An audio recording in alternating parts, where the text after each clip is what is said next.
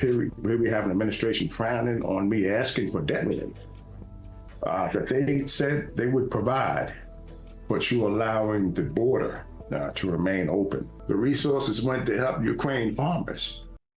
That is John Boyd Jr. He's talking about some of the frustrations that black farmers in America are dealing with. For instance, our money, U.S. taxpayer money, being used for immigration and also foreign aid, while black American farmers are losing their land and their very livelihoods. Still with me, the founder, and he's the president of the National Black Farmers Association, John Boyd Jr. Now, you discussed it a bit earlier, John, but I do want to revisit the fact that what you're saying is what I'm hearing from black men and black voters everywhere. We have money for Israel. We have money for Ukraine. We have money for Palestinian aid even. We have money for still continued aid.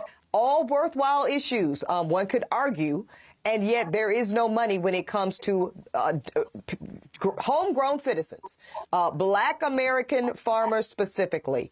I have to read it, John, as it is a overt message that says that black people are to stay in their place, which is as second-class citizens in our own country and homeland.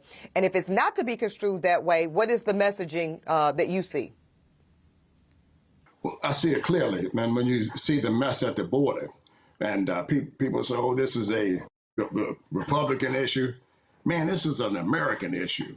Anytime you let people come into this country and you treat them better than you do black people in this country, you put them up in hotels, you provide them with credit cards, you find them expense monies, you bus them and house them and do all these things. And when they go through traffic checks, you let them go.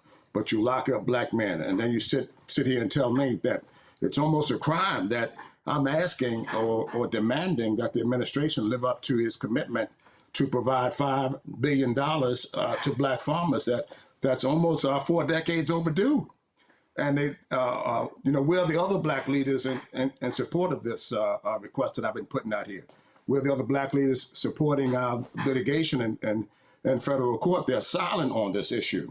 And I've been upfront and personal and in your face saying that I do not support other people coming into this country, getting benefits that black people can't get who are American citizens in this country, who were slaves, their forefathers were slaves on American soil. We didn't even want to be here. When here you have these people running, knocking over fences and demanding stuff, once they get here, and you won't provide the same economic opportunity for a group of people who've clearly been denied justice for many, many decades.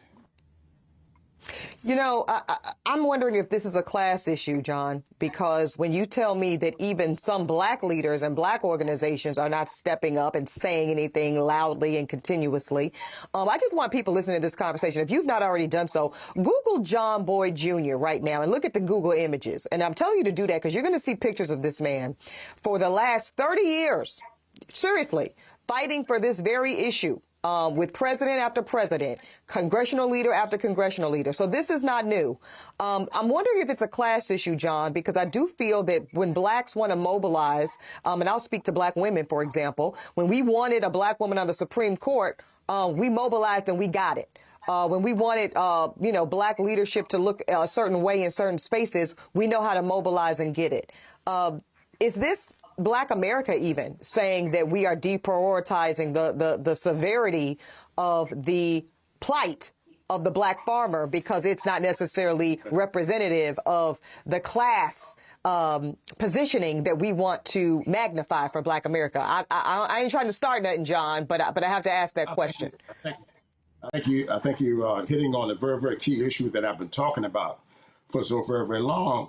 Black people in this country have to step up and support America's black farmers. Every black person in this country is 2 to 3 generations away from somebody's farm. And here we don't have the overwhelming support from athletes and professional people that need to be supporting the organization. Support the National Black Farmers Association like the same way white folks go out there and support white farmers. Don't be bashful and don't look at black farmers and this aspect as bad because we were slaves on American soil, because sharecroppers. Land ownership is the most powerful tool that you can possess. If you want true economic freedom in this country, you better be trying to buy yourself some of God's land, something they don't make no more of. And every time we lose a farmer in this country, we are losing a part of our history. Think about what our forefathers went through to get those acres, what they went through to hold on to that farm and raise those children, and they went on to become doctors and lawyers. My message here today is don't forget where you came from. Don't forget where you came from, and they need to be supporting us, and they need to be speaking out and not laying down on this issue. Stand up and stand tall and demand it, and demand that we be compensated what we were promised. Because I see it as again 40 acres and a mule for people who can't compare the salt and pepper here. We didn't get it. You know, it's interesting. Somebody said recently, whoever feeds you owns you, John Boyd Jr. And I think that's something that Black America today could stand to really contemplate. Thank you for your leadership. Thank you for your commitment. And thank you for your time, John Boyd Jr. It is a pleasure always for having you on my show. Coming up, author and social media darling Tabitha Brown. She's doing a new thing in her latest book. She is challenging readers to try something new as well. It's next on The Grio.